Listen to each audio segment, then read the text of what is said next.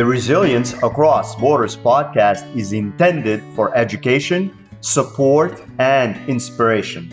I am not a psychologist or a medical doctor and do not offer any professional, medical, or health advice.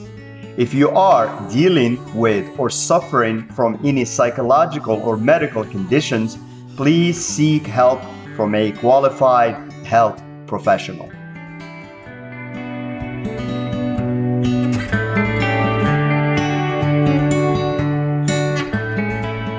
Hello and welcome back to Resilience Across Borders podcast. I am your host, Rashid, and in today's episode, we will talk about recognizing the difference between productive thinking and thinking that causes misery and how to shift toward peace and joy. Also, side note, I do have a journal out there that is called Emotional Gym, that is designed to help you get focused, get organized, and not sleepwalk through life. So feel free to get a copy of that if you would like not to sleepwalk through life. Anyways, our minds are powerful tools, but like any tool, how we use them makes all the difference.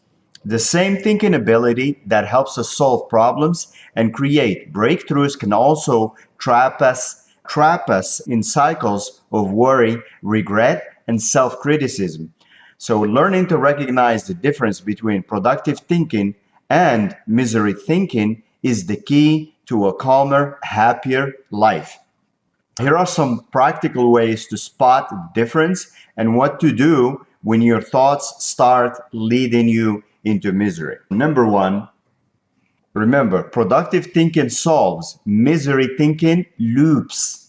The difference is productive thinking focuses on solutions, focuses on action steps, and focuses on gaining clarity. On the other hand, misery thinking replays the same scenario over and over without resolution, leading to anxiety and rumination. So what do? When you notice you've circled the same thought for the third time, pause and ask yourself, am I solving this or just spinning on it? An example is, say you missed a deadline. You think, okay, I'll email my client and update and adjust my calendar to avoid this next time. This is productive thinking. Misery thinking, you replay the mistake in your head for hours, telling yourself, I always mess things up. This is not productive. Number two, productive thinking is present. Misery thinking is usually past or future trapped. You're trapped in the past or you're trapped in the future and your thinking is just stuck there. So productive thinking is grounded in the present moment. Like, where am I now? What can I do now? Misery thinking is usually stuck in regret over the past or worry about the future. Of course, not all past thinking is bad, for example, if you're extracting a lesson or you're revisiting a situation to extract the wisdom or connect a dot, for an instance, or not all future thinking is bad if that thinking is like for creating a plan or a vision. But of course, I know you know the difference. So anyway, so what to do?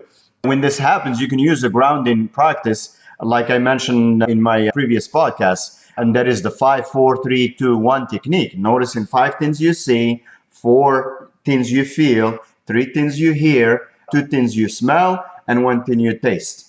This interrupts misery loops and pulls you back to the present.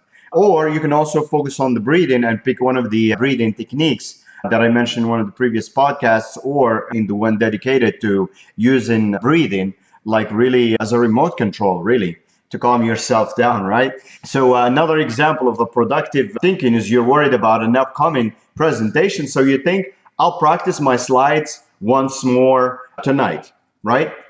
Misery thinking is you lie awake imagining every possible way you could fail tomorrow. This is different from preparing. Of course, you prepare, you do what you need to do, you account for things, but then you don't get stuck in this imaginary doom and gloom, right? Again, I know you know the difference, but I'm here to remind you, okay? So number 3, productive thinking has an end point. Misery thinking is endless.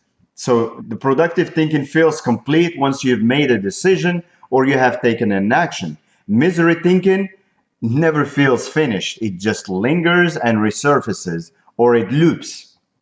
You can set a mental time limit for anything. Say, okay, I'll give myself 10 minutes to think about this, then I'll take the next step and let it go. Finito, out, done, right? So productive thinking, you consider, say, for instance, two job offers. Maybe you make a pros and cons list and decide, say, by the end of the week, right? But misery thinking, you keep revisiting the decision daily, even after choosing, and second guessing yourself endlessly. You don't want to do that. It's not fun. Number 4, productive thinking builds you up. Misery thinking tears you down. So productive thinking leads to self-improvement. It leads to growth. It leads to understanding. But misery thinking leads to guilt. It leads to shame or self-criticism. So notice your self-talk. If your thoughts sound like a harsh critic rather than a helpful guide, then it's time to shift. And you can shift by asking, what would I say to a friend in this situation? For instance, after a conflict, you think, next time I'll take a deep breath before responding. Misery thinking, you keep telling yourself, oh, I'm terrible at relationships. I always ruin things. Again, who wants that, right? The mind can either be your best ally or your worst tormentor. By practicing awareness and asking yourself key questions, am I solving or am I looping? Am I present or am I stuck in the past or worried about the future? Does this thought have an end point? You can catch misery thinking before it drains your energy. Shifting toward productive thinking not only helps you solve real problems, it also creates space for peace, self-compassion, and joy. The more you practice, the more natural it becomes to think in ways that lift you up rather than drag you down. So again, thank you for listening and thank you for tuning into the Resilience Across Borders podcast. Please share the podcast. Please review it. Pick up a copy of the journal Emojim on Amazon. Follow the blog at resilience.com. And remember to be kind to yourself and be kind to others and stay resilient.